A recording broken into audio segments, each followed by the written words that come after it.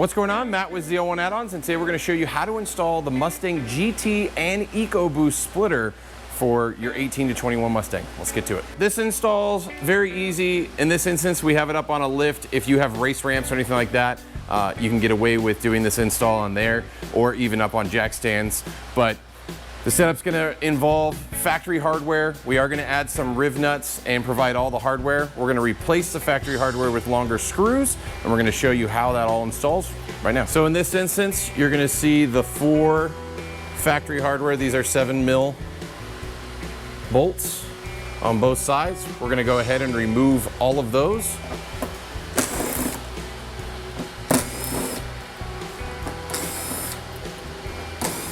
And again, you are not going to reuse this hardware, so put these to the side. If you ever decide to take the splitter off your car in the future, you can put these right back on.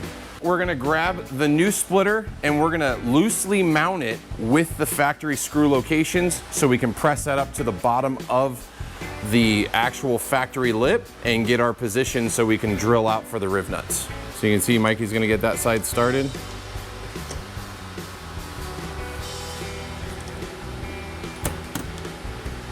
And again, you're not going to tighten these up all the way. You're just going to loosely have them in place. You'll see that will support the weight of the splitter. It is pretty light, but we're going to go ahead and get all of the leading edge ones we can get in place. So that way, when we hold the splitter up, you can see our pre-drilled holes. You're just going to match drill those. So once you line the back edge up with your inner fender well, we're going to go ahead and tighten these all up. And that way we can push it up. Like so, this instance, there's going to be a little bit of a gap. We're going to have spacers in here because of the way that this factory splitter, it steps down in the center. But we're going to go ahead and match drill all these holes for the rivnuts. So Mikey has a 3/8 inch drill bit, and literally this match drilling is as straightforward as it can be. Now, you do want to be careful on the outside edge because these holes are pretty close. So you want to just make it through the first layer of plastic on the bottom of the factory splitter and go no further, or you're going to go right through the top. So definitely don't do that.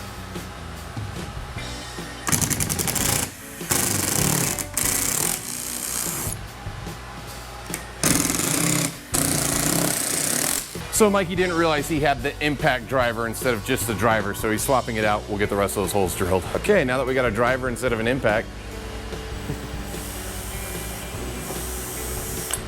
much smoother.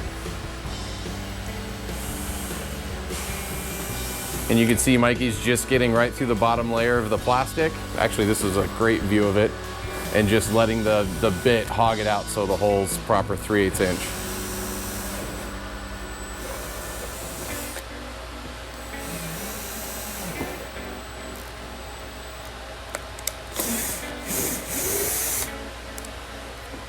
So we'll get the rest of these drilled and show you how to put the rivnuts in. Now that we've match drilled all the holes, we're gonna go ahead and remove the splitter that is held in position, and we'll get the rivnuts in. So now we have our rivnut tool. These are 1/4 We do offer the rivnut tool on the site. If not, you can pick it up at a local specialized hardware store. Usually Home Depot and Lowe's will not have them. Hank's Hardware or Harbor Freight typically will. But again, we do have these on the site. But you thread on the rivnut so it touches all the way to the base. You'll go ahead and slide that into your match drilled hole so it's flush.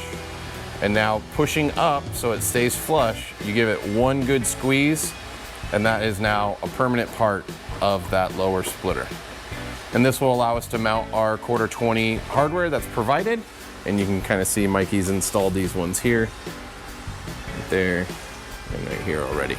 So we'll get the rest of those installed. It's pretty straightforward, and get this bad boy bolted back up. Okay, so at this point, we're bolting back up the splitter to the vehicle. Now you're gonna put the factory replacement screws that we give you with the washers in where they're gonna go along the edge on this outside edge. So you have 1, 2, 3, 4, that will be the 1 inch long 1/4.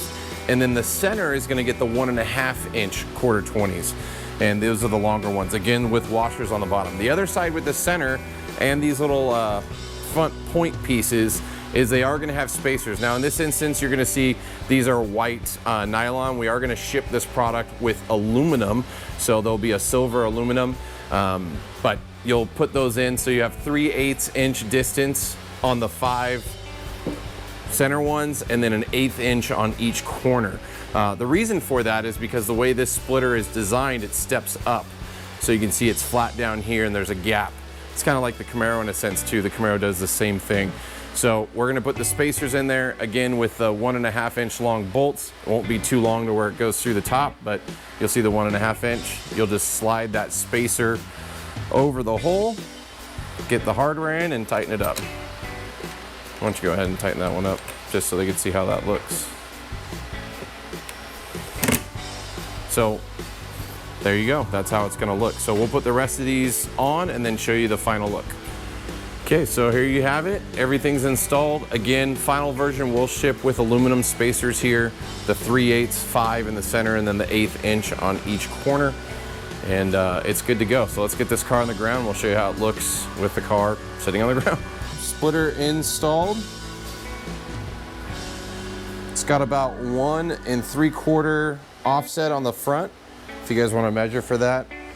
Now this setup will not require splitter rods, but if you like that look, you can measure on how you want to mount them. We do offer those on our site, but the design does fade into the edge and goes right up to the back of the wheel well.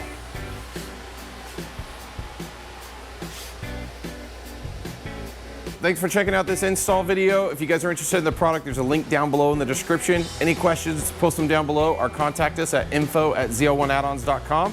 This product is available today at zl1addons.com.